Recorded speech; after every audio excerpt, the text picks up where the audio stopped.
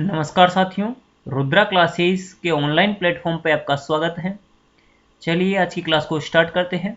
आज की class 10th class वाले बोर्ड स्टूडेंट वाले विद्यार्थियों के लिए और जो कंपटीशन एग्ज़ाम देने वाले हैं जैसे कि पशु परिचय है, CET है और भी जो नए एग्ज़ाम हैं उन सभी के अंदर आने वाली साइंस की ये क्लास है, तो उन सब के लिए महत्वपूर्ण रहने वाली है। पहला प्रश्न है, रुधिर का तरल भाग क्या कहलाता है? तो अपना जो रुधिर है इसका तरल भाग क्या कहलाता है? तो यहाँ पे ऑप्शन नंबर 1 है सीरम, ऑप्शन नंबर 2 है लिम्फ, सी प्लाज्मा और कोई नहीं।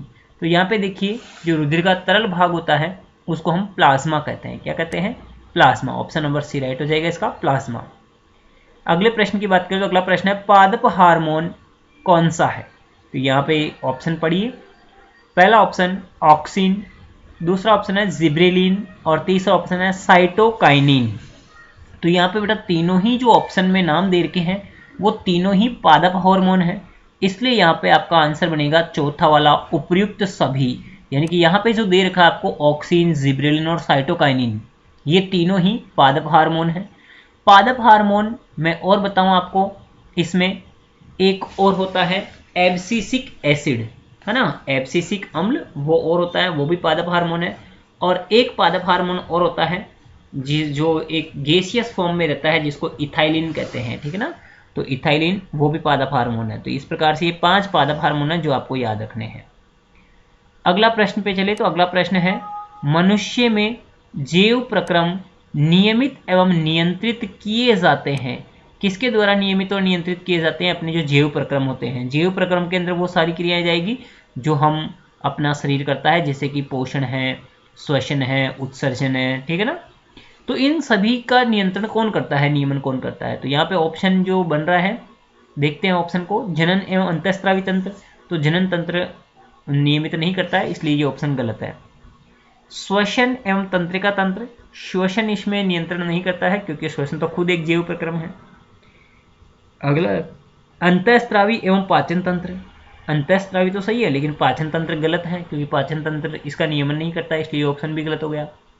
अगला जो ऑप्शन है वो है तंत्रिका एवं अंतःस्रावी तंत्र, तो ये एकदम सही ऑप्शन है क्योंकि तंत्रिका तंत्र और अंतःस्रावी तंत्र दोनों मिलकर के अपने जैव प्रक्रमों को नियंत्रित करते हैं।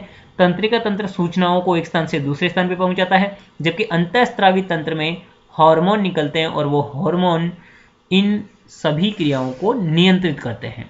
तो इसीलिए ऑप्शन नंबर डी सही है, तंत्रिका एवं अंतःस्रावी तंत्र। अगला प्रश्न है मेंडल ने अपने प्रयोगों के लिए कितने युग्म विकल्पी लक्षणों का चयन किया?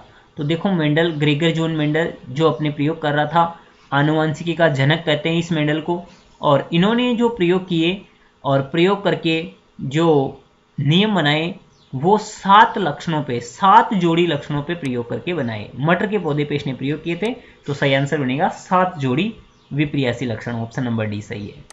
अगला प्रश्न है किस घटना के कारण पानी से भरे टैंक के पेंदे में रखा सिक्का ऊपर उठा हुआ दिखाई देता है? तो देखो सिक्के का ऊपर उठा हुआ ही दिखाई देना ये अपवर्तन की घटना के कारण होता है। किस घटना के कारण? अपवर्तन की घटना के कारण। अपवर्तन कब होगा? जब प्रकाश की किरण एक माध्यम से दूसरे माध्यम में प्रवेश करती है ना, तो वो अपने पथ से, मार्ग से विचलित हो जाती है, इसी को हम अपवर्तन कहते हैं। तो यहाँ पर भी देखो पानी के जो टैंक भरा हुआ है उसके अंदर रखा हुआ सिक्का, तो पहले पानी के अंदर गमन करेगी वो किरण और फिर हवा में गमन करेगी, इसलिए यहाँ पे अपवर्तन होगा। ऐसे ही जैसे भरे हुए गिलास के अंदर अगर हम पेंसिल डालेंगे, स्ट्रॉ डालेंगे, तो वो भी हमारे को टेढ़ी दिखाई देगी, वो अपवर्तन के कारण ही दिखती है। चलो नेक्स्ट प्रश्न जो है वो नेक्स्ट प्रश्न है कोहरा, धूल या धुएं द्वारा प्रकाश का कौन सा रंग सबसे कम परिकिरणित होता है? तो यानी कि सबसे कम परिकिरण वाले रंग का आपको नाम बताना है। तो प्रकाश के अंदर जो 7 रंग होते हैं उनमें से सबसे कम परिकिरण लाल रंग का होता है। परिकिरण का मतलब बोल सकते हो आप फैलना, बिखरना, तो ये सबसे कम फैलता है, सबसे कम बिखरता है, एकदम सीधे सीधे जाता है ये लाल रंग, ठीक है ना। तो इसलिए इसका सबसे कम परिकिरण होता है। और सबसे अगर ज्यादा का पूछ लेते हैं यहाँ पे कि सबसे ज्यादा परिकिरण किसका होता है, तब बैंगनी उत्तर होता अपना ए ऑप्शन से होता है ना। चलो नेक्स्ट है ए मीटर को विद्युत परिपथ में कैसे जोड़ते हैं। तो ए मीटर को यानी कि ए मीटर को विद्युत परिपथ में हमेशा ही हम श्रेणी क्रम के अंदर जोड़ेंगे। किस क्रम में जोड़ेंगे? हमेशा ही श्रेणी क्रम के अंदर जोड़ेंगे। और अगला प्रश्न है, अच्छा ये ए मीटर जो है वो मैं बता दूं आपको विद्युत धारा का मापन करता है। किसका मापन करता है बेटा? विद्युत धारा का मापन करेगा। ठीक है। और अगला प्रश्न है, किसी विद्युत परिपथ में 2 कूलाम आवेश 0.5 सेकेंड तक रहता है तो परिपथ में प्रवाहित धारा कितनी होगी। यानी कोई विद्युत परिपथ है, उसके अंदर 2 कूलाम आवेश बह रहा है, लेकिन कितने समय तक बह रहा है? 0.5 सेकेंड तक बह रहा है। तो आपको बताना है कि उस परिपथ में विद्युत धारा कितनी प्रवाहित हो रही है, यानी आई का मान बताना आपको। और यहाँ पे क्यू का मान दे रखा है 2 कूलाम और टी का मान दे रखा है 0.5। तो आप एक सूत्र जानते होंगे, आई बराबर क्यू अपॉन टी। तो क्यू यहाँ पे 2 है, 2 के अंदर आप भाग दोगे 0.5 का। तो जब 2 के अंदर 0.5 का भाग देंगे तो इसका पॉइंट हटाने के लिए ऊपर 0 लगा देंगे, यानी कि 20 हो जाएंगे। 20 में जब 5 का भाग देंगे तो 4 आ जाएगा आंसर, यानी कि ऑप्शन नंबर बी 4 एम्पियर इसका आंसर हो जाएगा। ये जो सूत्र लगाया इसमें वो विद्युत धारा ज्ञात करने का सूत्र लगाया, आई बराबर क्यू अपॉन टी, यानी कि आवेश बटा समय। चलो नेक्स्ट प्रश्न की बात करें तो नेक्स्ट प्रश्न जो है वो है एक रासायनिक समीकरण दे रखी है आपको, और पहचान करनी है कि इस रासायनिक समीकरण में क्या हो रहा है, कौन से प्रकार की रासायनिक समीकरण है।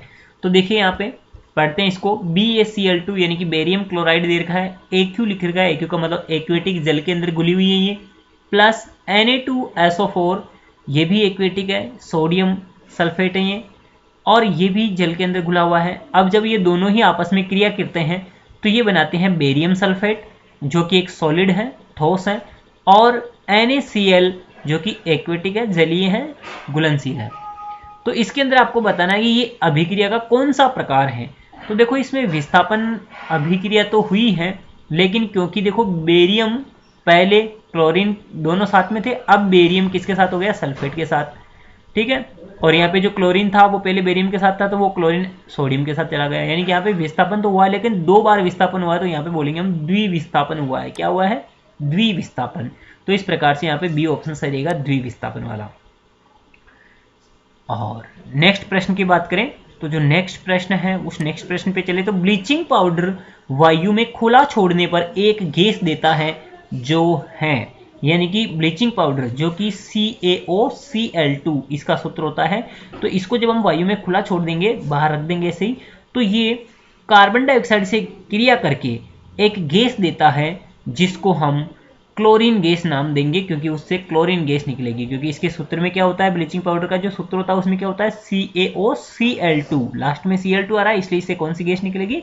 Cl2 गैस निकलती है, तो क्लोरीन गैस निकल जाएगी। अगर हिंदी में यहाँ पे आंसर लिखा होता तो यहाँ पे आता क्लोरीन गैस, तो यहाँ पे क्लोरीन गैस निकल जाती।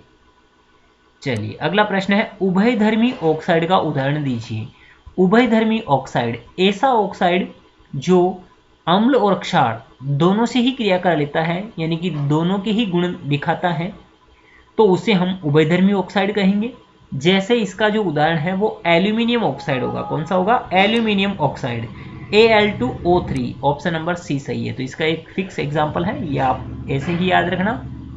और एक जिंक ऑक्साइड भी होता है, तो एल्यूमिनियम ऑक्साइड और जिंक ऑक्साइड ये उभयधर्मी ऑक्साइड होते हैं, जो कि आपको साधारण याद रखने हैं। और बाकी जो लिखे हुए हैं वो है तो ऑक्साइड ही, लेकिन वो उभयधर्मी नहीं है। ओके। अगला प्रश्न है, एक हाइड्रोकार्बन में 3 कार्बन है तो इसका पूर्व लग्न क्या होगा, यानी प्रीफिक्स क्या होगा। सबसे पहले जब उसका आप नाम लिखोगे तो क्या लिखोगे? उसको बोलते हैं पूर्व लग्न। तो इसमें जब 3 कार्बन है तो 3 कार्बन को हम बोलते हैं प्रोप। क्या बोलते हैं? प्रोप, क्योंकि 1 कार्बन को मेथ, 2 कार्बन को एथ, फिर प्रोप, फिर 4 कार्बन को ब्यूट बोलते हैं, 5 कार्बन को पेंट बोलते हैं। तो यहाँ पे क्योंकि 3 कार्बन का पूछा तो इसीलिए 3 कार्बन वाला होगा प्रोप, आंसर सही होगा बी ऑप्शन। अगला प्रश्न, मिसेल निर्माण में हाइड्रोकार्बन की जो पूंछ है वो कहाँ रहती है, यानी किस दिशा की ओर रहती है। तो यहाँ पे ऑप्शन है बाहर की ओर। मिसेल निर्माण, मिसेल जानते हो? मिसेल जो साबुन से जब हम सफाई करते हैं तो साबुन की सफाई करने की जो प्रक्रिया है उसके अंदर एक अणु का निर्माण होता है जिसको मिसेल अणु कहते हैं। उस मिसेल के अणु में जो हाइड्रोकार्बन होते हैं वो अंदर की ओर होते हैं। कहाँ होते हैं? अंदर की ओर। बाहर जो होता है, बाहर की तरफ, वो कौन होता है? ध्रुवीय अणु होते हैं, ठीक है ना। तो अंदर की ओर होगा हाइड्रोकार्बन की, जो पूंछ होगी वो अंदर की तरफ रहेगी।